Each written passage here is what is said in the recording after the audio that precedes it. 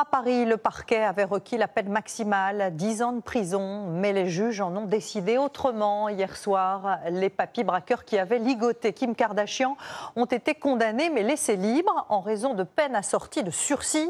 Le juge a pris en compte l'état de santé de ces cambrioleurs septuagénaires. La star, elle, s'est dite reconnaissante envers la justice française. Olivier Santiki et Georges Broignier.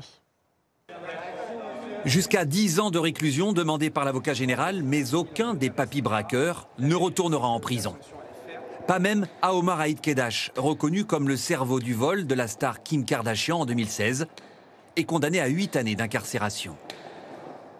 Il a déjà effectué 5 ans de prison en étant condamné en 2017 pour une autre peine qui a été confondue avec celle qui a été prononcée aujourd'hui. Et les 3 ans de reliquat seront effectués sous le régime du sursis probatoire.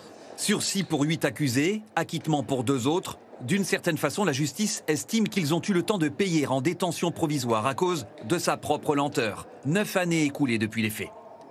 La Cour a aussi tenu compte de la santé des plus fragiles.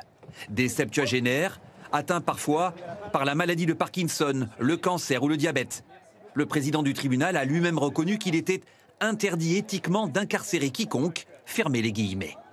Nous étions venus avec ma consoeur pour obtenir ce résultat. On avait demandé à que notre client ne soit pas emmuré vivant. On a été entendu par la Cour d'assises de Paris. À partir de 70 ans, les détenus auraient de toute façon pu demander une liberté conditionnelle. Le groupe avait fait sensation en dérobant sous la menace 9 millions de bijoux, dont une partie n'a pas été retrouvée.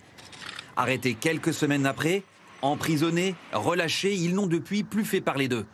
Un bon point dans leur dossier, avec également à l'époque une certaine retenue dans la brutalité du braquage. Il n'y a pas eu de violence physique grave. Ça, c'est un élément très important des faits. C'est un préjudice matériel, psychologique, traumatique, mais heureusement peu de préjudices physiques graves.